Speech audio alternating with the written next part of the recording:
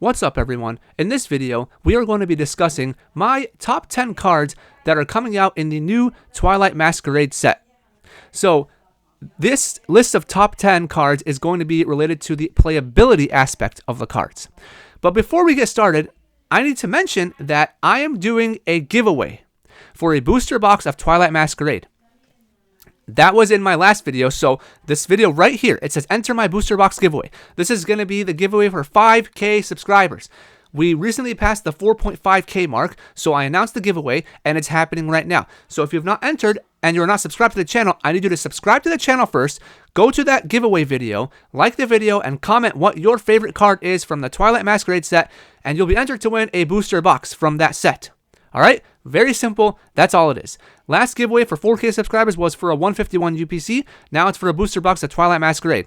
So again, enter that giveaway. But now, let's get started with the top 10 cards, in my opinion, for Twilight Masquerade. Starting with number 10, Monkey Dory. Monkey Dory.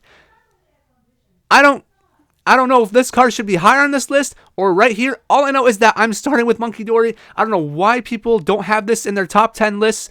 I've watched a bunch of them. I don't understand why this is not there, but it's going to be on my list. So, as you can see, there's some Japanese text and there's some English text. I couldn't find where it's just like all English and on one website and all this stuff. So I just stuck with it. It's fine. The English translation's fine. It's okay. So, Monkey Dory.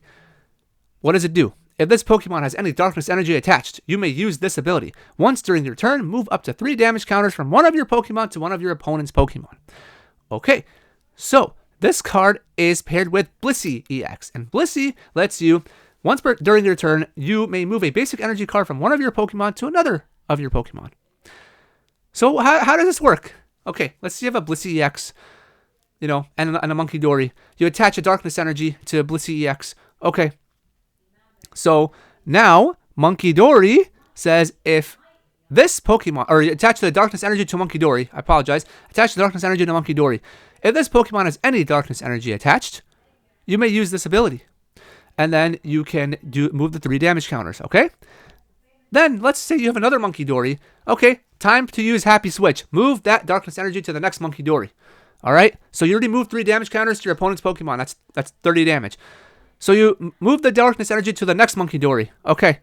Now, that Monkey Dory, the next one, will let you move another 3 damage counters to your opponent's Pokemon as well. So, let's say, Blissey got damaged. Now you moved 60 damage from Blissey to another one. Alright? Now, let's say you have another Blissey EX. You have 2 Blissey EX and a third Monkey Dory. Somehow you got all set up. You have a third Monkey Dory, second Blissey. Alright? What you do is use the second Blissey, move that darkness energy to the third Monkey Dory, and then you use the third Monkey Dory, move the 3 damage counters from, if you have 3 more damage counters from Blissey, onto your opponent's Pokemon, potentially knocking something out, and your Blissey is healing up a lot.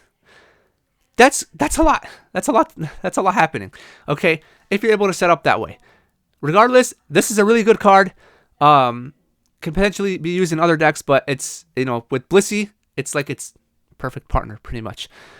So, Monkey Dory is sticking on this list. Right now, it's number 10. Now, we go to number 9, Carmine. Or Carmen, however you want to pronounce it, but Carmine. So, you know how you can't use cards like this, like trainer supporters, on your first turn? This says, no. You can. You actually can. If you go first, you may play this card during your first turn. Discard your card and draw 5. Discard your hand and draw 5 cards. Discard your hand and draw 5 cards. Okay, so you set up your, trying to set up your board going first. Kind of limited in what you can do, but you do what you can. And then, get rid of the rest of your hand if you have anything. Draw 5 cards first turn, and then you keep going because it doesn't end your turn. Keep going if you can, of course, because you can't evolve or whatever on your first turn, or attack, of course. But yeah. Great card. There's a special illustration rare version. Really nice. That's number 9. Then we go to number 8, Kieran. So Kieran has 2 different things that you can do, but you can only choose one. Switch your active Pokemon with one of your bench Pokemon. Very simple. Or, during this turn, your opponent's attacks do 30 more damage to your opponent's active Pokemon EX or active Pokemon V before applying weakness and resistance. Alright. So the first one, why would you use that instead of just the switch item card? Because if, Airy is being used in a bunch of decks, they can snipe that switch from your hand, and therefore you can't use it because it's gone now. They can't snipe this, though. So that's one if you need to switch, your active and your bench. Then the second one, if you're playing a deck like Charizard, for example, that likes to do a lot of damage, and Charizard in the beginning isn't really it doesn't do as much damage as it wants to, right? It doesn't do it's not like a great starter attacker, but it's a great later game attacker, mid and late game attacker, because it increases damage every time your opponent takes a prize card. So this, lets you do 30 to start with if you want to, or later in the game if they have a big Pokemon that you need to, there's a certain situations you want to add more damage. There you go. That can be used. But that is number 8. Next, we go to number 7, Jamming Tower, Stadium card. And it says, Pokemon tool cards in play, both yours and your opponent's have no effect. So, besides it being a stadium bump, as usual, this effect is really good. Because guess what? It shuts off Forest Seal Stone, any of the Maximum Belt, Choice Belt, anything like that, like any tool card that's attached to your Pokemon, none of those are going to be working, for you and your opponent. But for you, if you're playing this card, and it's like, okay, whatever. But if your opponent's going to be playing Force Sealstone, and let's say Dragapult is running wild and Charizard's running still, and all this stuff like Force Sealstone and the belts and all that kind of stuff. Even Rescue Board is another tool card that this will shut off. They will not work. It just says no. All right. That is excellent. All right. Next, we go to number 6, Enhanced Hammer. Discard a special energy attached to one of your opponent's Pokemon. Searchable by Arvin. And yeah, so, there's a card on this list that we're going to talk about, Legacy Energy, and it's going to be used in Lugia especially. So this takes it away. And I'll show you what Legacy Energy does, but pretty much provides any type of energy. And if you were to knock out, if your Pokemon were to be knocked out, your opponent will take one less prize card, which is that's kind of annoying. So this is no, get it out of there, and then do your attack and all that kind of stuff. Or if they have any other special energy like Mist Energy, etc., this takes it away. And again, it is searchable. Now we go to number 5, Tatsugiri. All right, what does it do? Attract customers. Once during your turn, if this Pokemon is in the active spot, you may look at the top 6 cards of your deck, reveal a supporter card you find there, then put it in your hand, then shuffle the other cards back into your deck. What does this sound like? It sounds like Mew, doesn't it? The Mew that was used in Charizard and a lot of other decks, where you can look at the top 6 and find an item card.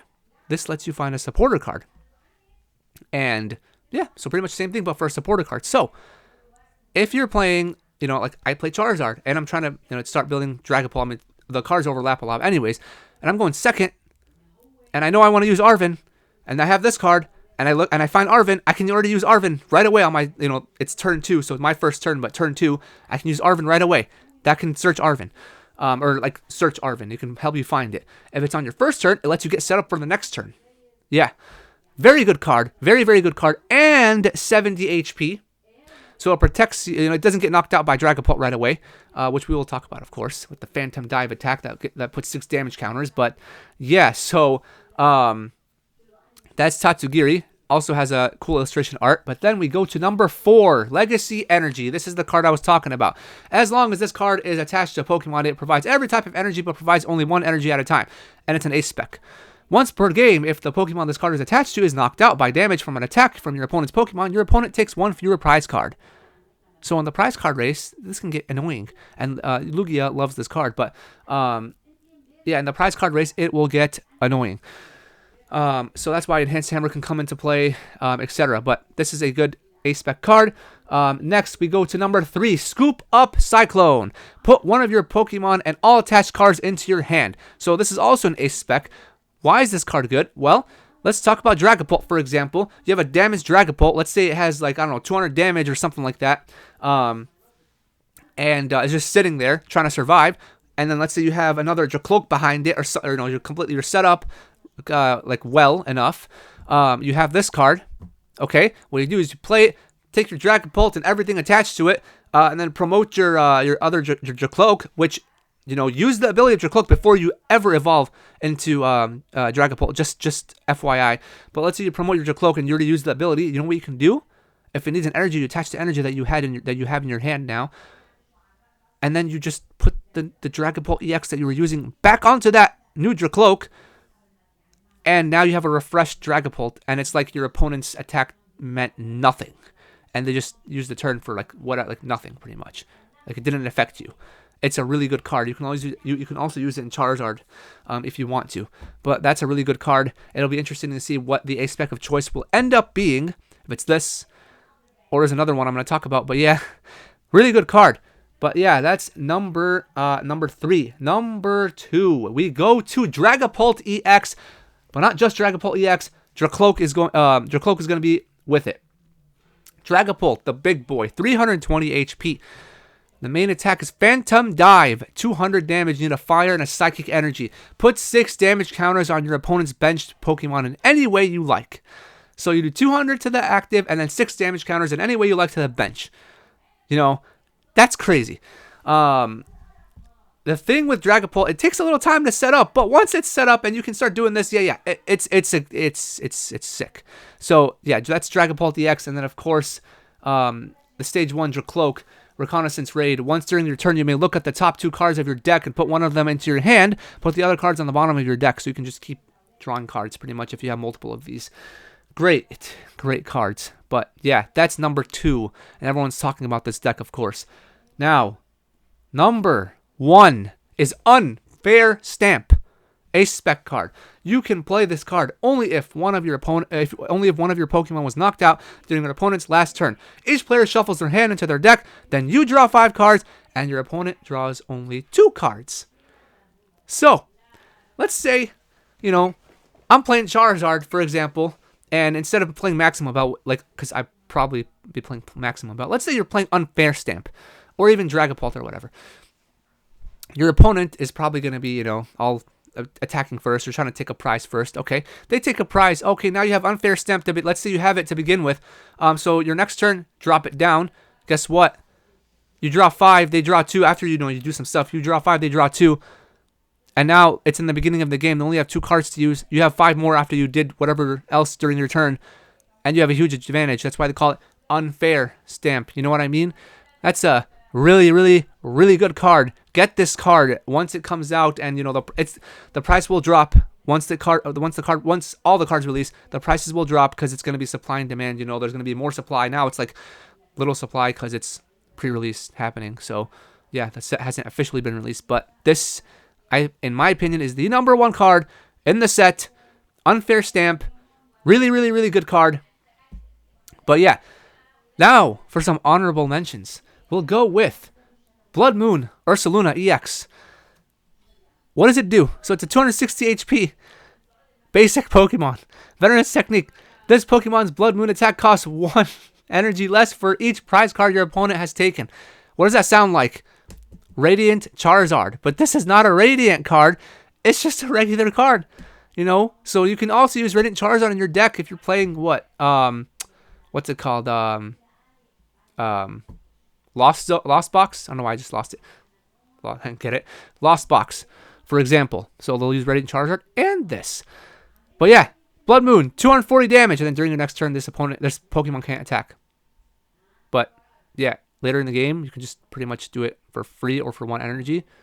That's kind of sick. And 260 HP, that's a big one.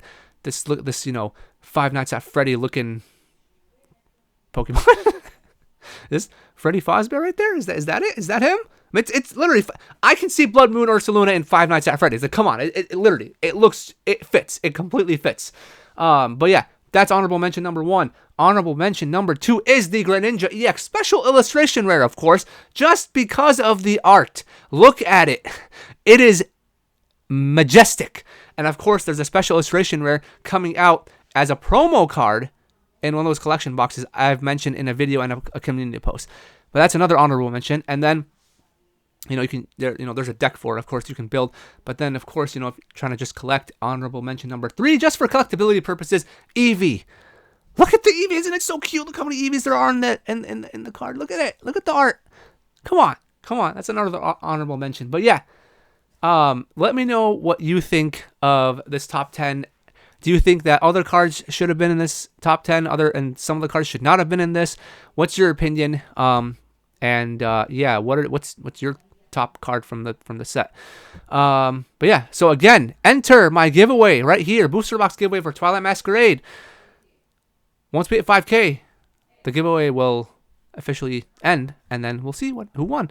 But yeah, please like, share, subscribe, comment. Let me know what you think. And I'm looking forward to the set officially coming out, and I will see you in the next one. Bye.